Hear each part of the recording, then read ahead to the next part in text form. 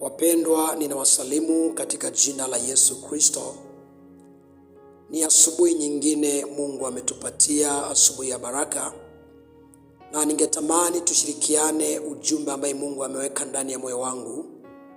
Ujumbe ambaye Mungu ameweka ndani ya moyo wangu linatoka kwenye kitabu cha Ruth, mlango wa 2 mstari wa 14 na wa 15. Na kichwa cha somo letu kinasema, leo unaokota lakini kesho hautaokota.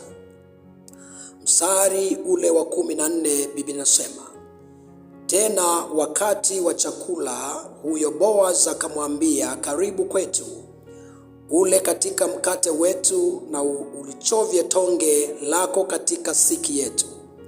Basi akaketi pamoja na wavunaji, nao akampitishia bisi, naye akala akashiba hata akazaza.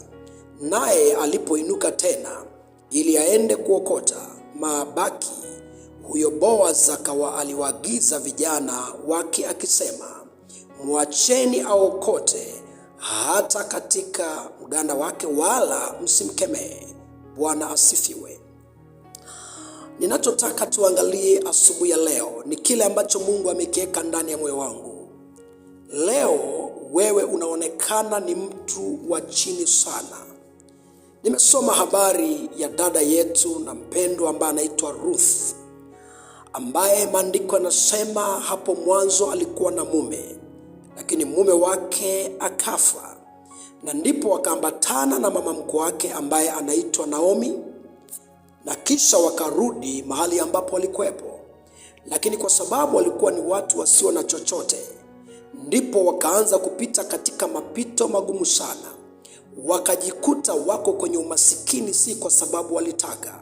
Nataka niseme asubuhi ya leo, unaweza ukajikuta huko kwenye mapito, si kwa sababu umekusudia kuwa kwenye mapito, lakini yako mambo ambayo yametokea katika maisha yako. Ndipo Ruth, kwa sababu hawana chakula, akaenda kwenye shamba la mtu mmoja aliyejulikana kama Boaz. Akaenda kwa uoga, akaanza kuokota mabaki ya ngano ili wapate chakula ya kula. Ayamkini leo unaokota, ayamkini leo unakula usichokitaka, ila unakula unachokipata. Lakini nataka nikwambie asubuhi ya leo, kuna siku Mungu atabadilisha maisha yako. Utakuwa unakula unachokitaka, unavaa unachotaka, maana sasa yamkini unavaa unachokipata. Wacha nikuambie mtu wa Mungu, ni siku ya pekee sana. Maandiko yanasema Ruth akaendelea kuokota, lakini Boaz alipomuona akamwambia, njoo kwetu upate kula pamoja na sisi mezani petu. Hakuwa ni mtu wa kula mezani, lakini Mungu akamuonekania Ruth, akaingia mezani pa Boaz. Maandiko yanasema akaketi pamoja na wao, akapata kibali machoni pake. Oh my God. Asubuhi ya leo Mungu anakwenda kukupa kibali. Asubuhi ya leo Mungu anakwenda kukuonekania. Mungu anakwenda kukutambulisha. Unatoka kwenye kuokota, unaingia kuketi kwenye meza, na Mungu anakwenda kukuheshimisha, na Mungu anakwenda kukutambulisha. Biblia inasema ndipo akaketi mezani pamoja na wavunaji, akapitishiwa bisi, akala akashiba, na Boaz akaagiza apewe. Lakini mwishoni maandiko yanasema huyu Ruth alikuja kuwa mke wa Boaz. Mungu atakuinua mavumbini, na siku moja utakuwa mtu wa maana kama utakubali kumtegemea Mungu, kama utakubali kumwamini Mungu, kama utakubali kumpa Mungu maisha yako. Hautabaki jinsi ulivyo.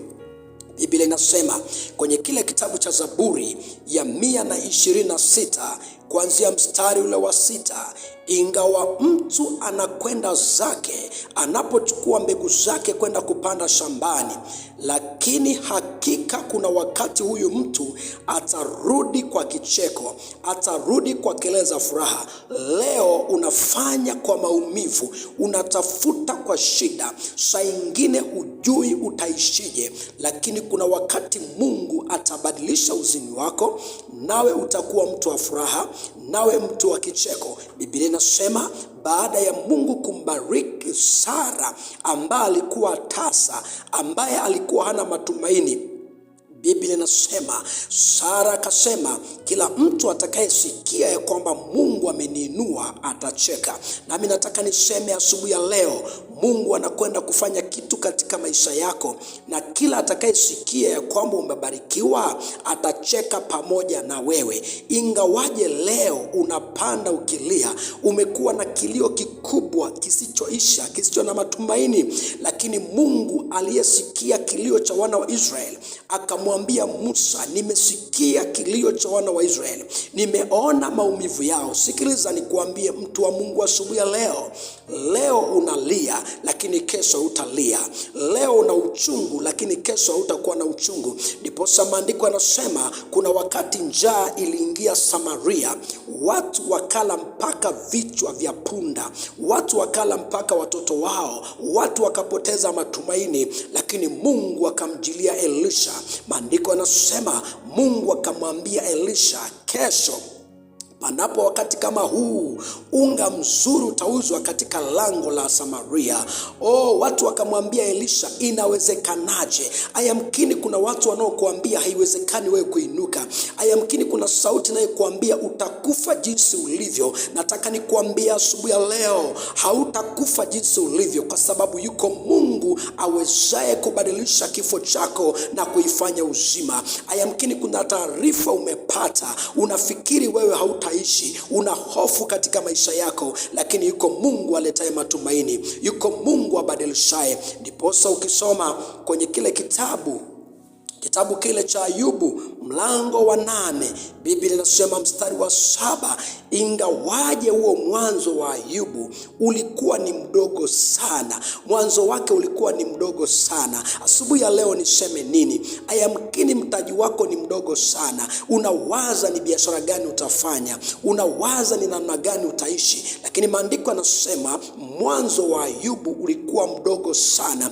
lakini mwisho wake unazidi kuongezeka. Nami nataka niseme asubuhi ya leo, Mungu anakwenda kuongeza mwisho wako. Maandiko yanasema ni heri mwisho wa neno kuliko mwanzo wake. Wacha nikuambie mpendwa, wewe ambao umekata tamaa, mama ambao umekata tamaa, baba ambao umekata tamaa, kijana ambao umevunjika moyo, umefika mahali unaona kama haiwezekani, nataka nikuambie neno moja, yasiyowezekana kwa wanadamu kwa Mungu inawezekana. Yasiyowezekana kwa wanadamu kwa Mungu inawezekana.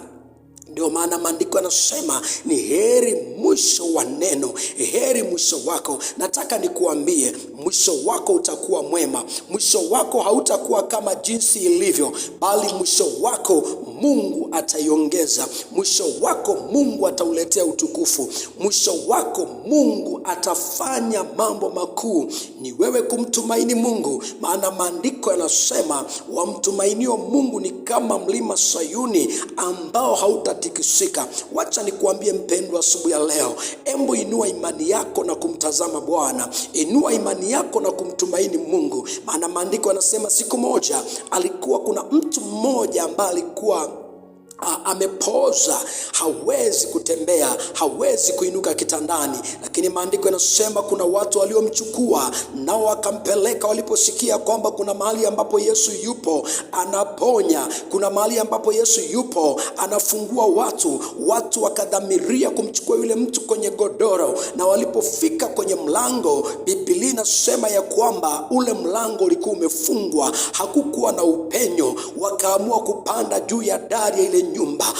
Wacha nikuambie asubuhi ya leo, pengine uoni njia katika maisha yako, pengine uoni kama kuna upenyo, pengine uoni kama kuna mahali pa kutokea, lakini Mungu ana njia kwa sababu yako. Maandiko yanasema wakapanda juu ya nyumba ya mtu, wakabomoa, wakaondoa bati, wakamteremsha yule mgonjwa aliyepooza katikati ya miguu ya Yesu. Maandiko akasema alipoiona imani yao, akamwambia yule mwenye kupooza, imani yako yako imekuponya. Akamwambia, ondoka, usitende dhambi tena. Wacha nikuambie, yako mambo mengine yanakuzuia kupona. Ayamkini kuna dhambi iliyo kwenye maisha yako, ayamkini kuna uovu. Maana maandiko yanasema katika kitabu cha Methali mlango wa 28 mstari wa 13, afichaye dhambi zake hatafanikiwa, lakini yeye azungamaye dhambi zake na kuziacha atapata rehema. Wacha nikuambie mtu wa Mungu asubuhi ya leo, ayamkini kuna uovu ambao umeficha, ndio sababu umeshindwa kuinuka, ndio sababu umeshindwa kutembea. Maana dhambi inazuia baraka, dhambi inazuia mafanikio, dhambi inazuia muujiza, dhambi itakufanya uokote katika maisha yako. Lakini nataka nikuambie, ukimtumaini Mungu na ukimgeukia Mungu, utakatifu itakufanya kutokuokota tena. Wacha nikuambie asubuhi ya leo, kuna wakati Mungu atakuinua. Hautaokota katika maisha yako, hautakuwa mtu wa kuombaomba tu, hautakuwa mtu wa kusaidiwa tu, lakini kuna siku na wewe utasaidia. Lakini nini kitakachokufanya usaidie? Kubali kumgeukia Kristo, kubali kumfanya Yesu kuwa tumaini lako, kubali kumfanya Yesu kuwa sehemu ya maisha yako katika jina la Yesu. Wacha nikuambie mtu wa Mungu, hakuna mtu aliyemtumaini Mungu katika maisha yake akaachwa jinsi alivyo. Hakuna mtu aliyemkimbilia Mungu katika maisha yake akaachwa jinsi alivyo. Daudi anasema, nimekukimbilia wewe Bwana, nisiaibike milele. Nami nataka nikuambia asubuhi ya leo katika ujumbe huu, hebu mkimbilie Yesu, hebu mfanye Yesu kuwa tumaini lako. Hakika hautaokota tena. Basi mtumishi wa Mungu, wacha Mungu akuinue kupitia hili neno, wacha Mungu akupe furaha, wacha Mungu akupe baraka.